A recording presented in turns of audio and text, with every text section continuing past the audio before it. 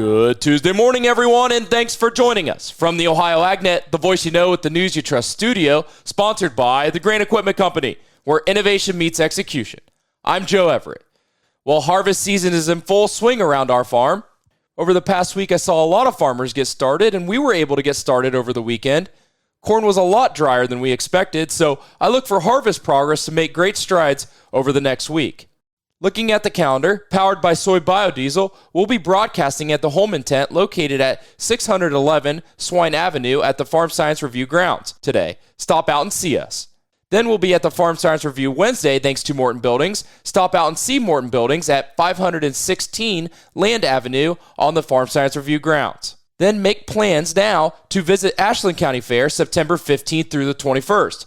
Sponsors for Friday's remote broadcast at the fair are Wellington Implements and Centera Co-op. Visit ashlandcountyfair.com for a full schedule. Then results are in of a first-of-its-kind survey about farm stress in Ohio. Get a preview of the results of the Ohio Agricultural Mental Health Alliance's Farm Stress Survey, including what is stressing farmers out and how they maintain their mental health wellness, Thursday from the Farm Science Review. Now let's take a look at some of your agricultural news headlines. While the 2024 Farm Bill has been stalled for multiple months, the legislative logjam is showing a few signs of breaking after key ag groups took Capitol Hill last week to share the economy reality facing farmers and ranchers.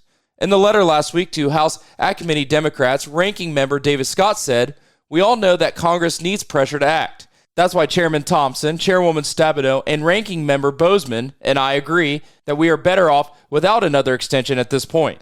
After he met with farmers, Scott said if it looks like Congress won't be able to pass a farm bill, they asked him if Congress would consider doing a 2-year package that would bolster safety nets for the 2024 and 2025 crop years. Farmers need the certainty and support, and we need to step up to the challenge, said Scott.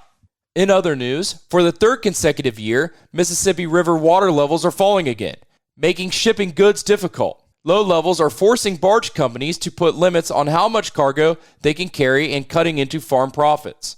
It was only 2 months ago that much of the river was above flood stage north of St. Louis. As river levels fell steadily since then, barge companies had to limit the soybeans, grain, and other cargo they carry to prevent barges from getting stuck, which means less profit for farmers. Approximately 60% of U.S. grain exports are taken by barge down the Mississippi to New Orleans, where the corn, soybeans, and wheat get stored and then transferred for shipment to other countries. It's an efficient way to move crops. A group of 15 barges together carries as much cargo as about 1,000 trucks. Stay tuned. We'll be back to take a look at today's weather after this. Get ready for the 62nd Annual Farm Science Review, September 17th, 18th, and 19th. It's more than a farm show. Explore over 600 exhibitors across 2.6 million square feet, providing equipment, services, and education for farms of all types and sizes. Tickets can be purchased at participating OSU Extension offices and agribusinesses, as well as online. Visit fsr.osu.edu to buy your Farm Science Review tickets now and plan your show visit. We look forward to seeing you at the 62nd Farm Science Review, September 17th, 18th, and 19th. Time is running out for your chance to win a free TV, and all you have to do is subscribe or renew to your free subscription of Ohio's Country Journal. Subscribe or renew before September 20th, 2024, and you'll be entered for a chance to win a free TV. Subscriptions are completely free, but we must have a new request on file from subscribers every 3 years. The process is quick and easy. Visit ocj.com/renew. That's ocj.com/renew. Time is running out, so subscribe or renew today. Now let's take a look at today's weather, brought to you by Seed Consultants. Simply better performance online at seedconsultants.com. Here's the forecast. We've got a mix of clouds and sunshine today. I'm Chief Meteorologist Ryan Martin. Let's take a look at your forecast update. Watching very keenly some moisture out of the remains of Gordon trying to move through the Carolinas. Some models are continuing to try and put that moisture into southern parts of Ohio overnight tonight and into tomorrow. I'm not sure. I hope so. Let's just put it that way. But I will believe it when I see it. Why? Because we've got such a dry column of air here. I really feel that there's going to be a big batch of evaporation before that significant moisture can show up. If it does, it's going to be mostly south central, southwestern parts of the state where we could see 1/4 to 3/4 of an inch of rain. Otherwise, the rest of us are not going to see much of anything. That system dies over the top of us through Wednesday afternoon. The rest of our forecast window is fully sunny, warm, and dry. Weather systems coming in from the west die as they reach eastern parts of Illinois and Indiana, so we're not going to bring any moisture in that direction. Temperatures well above normal. I think, especially if this tropical remains, does not show up, we're going to be looking at close to the end of the month of September before our next real chance of rain. So not the best outlook for us, but keep your fingers crossed and keep your eyes to the south and southeast. We'll see whether that moisture can make it in here later today and tonight. I'm meteorologist Ryan Martin. Hey, thanks, Ryan. Well, as commodity prices fell in recent months, input costs have been slow to follow. Josh Linville, Vice President of Fertilizers for StoneX, says buying inputs is a challenge for farmers. Farmers, of course, are struggling with low grain prices. That has been the single biggest conversation out there, is that fertilizer prices are high, but the manufacturers like, well, it was high before and they bought it. It's like, well, that's right. But corn was $4, $5, $6 a bushel. And today we're looking at something with a 3 in front of it. So the cash flow is significantly different, which is going to change how the farmer moves to the marketplace. When we look at what we expect for next year, we're still forecasting 91.5 million acres of corn for 2025. That begets a certain amount of phosphate and potash and nitrogen demand, but that does not mean they have to step in early. So that is changing things. There are geopolitical situations that could have a significant impact on availability and the price of fertilizer in the future. Globally, there are some things that still spook us that I know things are bad today, but they can certainly get worse. When you start to think about the Israel-Iran situation, the Russia-Ukraine situation, the China-Taiwan situation, and then you start to look at the fertilizers that are produced around these regions, I hope that this is the worst it gets, but I'm not going to make any guarantees on it. Linville talks about what farmers may want to keep in mind as they think ahead to 2025. A lot of people have got the mindset, I am going to wait. I'm going to wait to see if prices go down. I'm going to wait to see if grains go up. I'm going to wait to see if something jumps out as the crop to produce next year. But if I lock in stuff now, I'm locked in. I can't get away from that. So everybody is going to take this wait mentality, and that's okay. It's first half August. It's slow. It's quiet. We're a very long way from spring. That was John Linville from StoneX. On another note, yesterday the USDA weekly crop progress report came out. Let's take a look at those numbers. The Ohio Crop Progress Report update is sponsored by AgriSpray Drones, empowering rural America through complete spray drone solutions. You can contact them at agrispraydrones.com/Arnold Precision. Starting with the national numbers, corn dented was estimated at 85%, 3 points behind last year's 88%, but 1 point ahead of the 5-year average of 84%. Corn matured was pegged at 45%, 3 points behind last year's 48%, but 7 points ahead of the 5-year average of 38%. As for its harvest progress, corn harvest moved ahead 4 percentage points last week to reach 9% complete. That is 1 point ahead of last year's 8% and 3 points ahead of the 5-year average of 6%. Its crop condition was rated at 65% of the corn was still in the field what is in good to excellent condition, back up 1 point from 64% the previous week, and above the 5-year average of 51%. Looking at soybeans dropping leaves were pegged at 44%, 3 points behind last year's 47%, but 7 points ahead of the 5-year average of 37%. For the harvest progress, estimated that 6% of the crop has been harvested, 2 points ahead of last year's 4%, and 3 points ahead of the 5-year average of 3%. As for the crop conditions, 64% of the soybeans still in the fields were in good to excellent condition, down 1 point from 65% the previous week, but still above last year's rating of 52%, good to excellent. Now looking at winter wheat planted moved ahead 8 points. That is 1 point ahead of both last year and the 5-year average of 13%. Now looking at the numbers from the Buckeye State, top soil moisture conditions were rated 92% short to very short. The average temperature was 68.4 degrees. That was 1.9 degrees above normal. Corn dented was rated at 88%. That jumped 10 points over last week, 25 points ahead of last year, and is 14 points ahead of the 5-year average.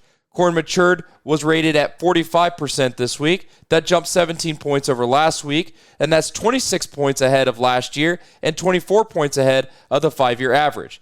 Corn harvested was pegged at 6% this week. That's up 6 points over last week and 6 points ahead of last year and 6 points ahead of the 5-year average. Corn harvested for silage was rated at 79%.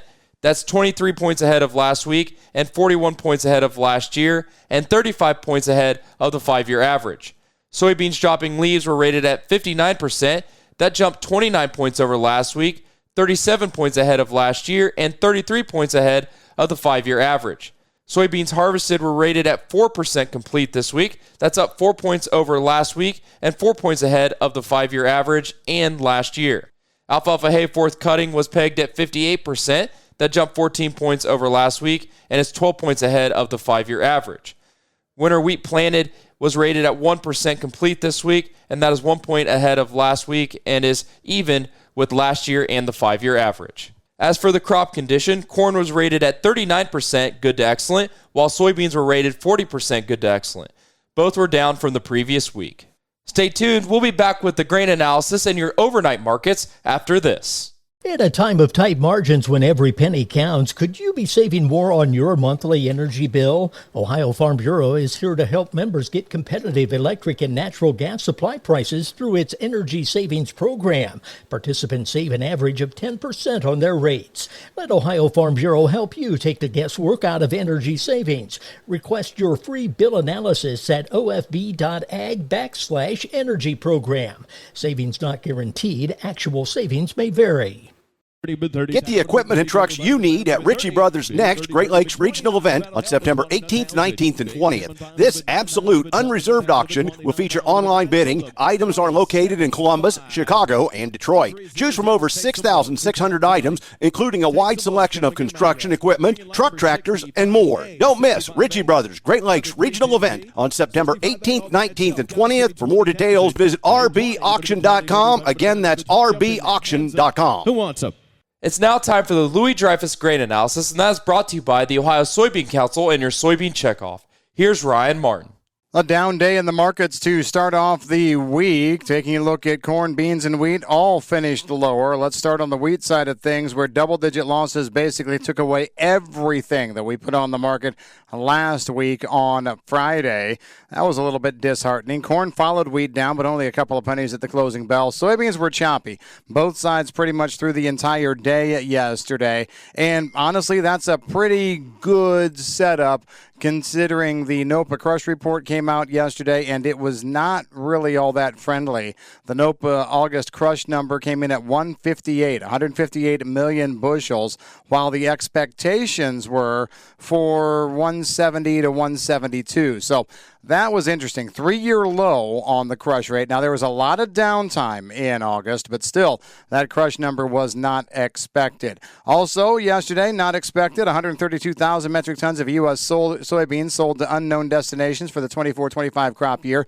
That was not expected because, well, first of all, China's on a holiday right now. We usually think unknown is China. And secondly, we went through all of last week with no export activity. So it came out of the blue. No one's complaining, but it was not expected. Brokers estimate that managed money funds sold 3,200 contracts of corn yesterday, 4,100 contracts of wheat, about 1,100 contracts of soybeans overall.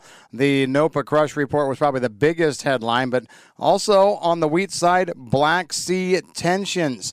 There were big tensions. Are we going to give them weapons? Are we not? And those tensions eased a little bit, and so that's why we took off a lot of last week's gain. Crop progress is going to be the main talking point as we move through the Tuesday session. The sustained rally is going to be needing to see the harvest complete quicker than usual. We're on good pace for that right now, but we'll have to see how we finish up. That's your market recap. I'm Ryan Martin. Hey, thanks, Ryan. Now let's take a look at your overnight markets, brought to you by Seed Consultants. Simply better performance online at seedconsultants.com. Well, nice to see a lot of green on the board in Chicago. Let's start off with December corn, 411, up a quarter. March corn, 429.5, up a quarter. November soybeans, 1005, up a half. January soybeans, 1024, up a half. December wheat, 581.5, up 3. Looking at livestock from yesterday's close, October live cattle 177.22, down 42 cents. December live cattle 178.35, down 15 cents. October lean hogs 79.92, up $1.47. December lean hogs 72.17, up 87 cents. October feeder cattle 239, down 12 cents, and November feeder cattle 235.57, up 37 cents. October Class 3 milk, $23.67 unchanged. If you're out harvesting today, stay safe out there, but if you're over at the Farm Science Review, make sure you stop over and see us at Lot 135. Have a great day, everyone. I'm Joe Everett, and you're listening to the Ohio AgNet.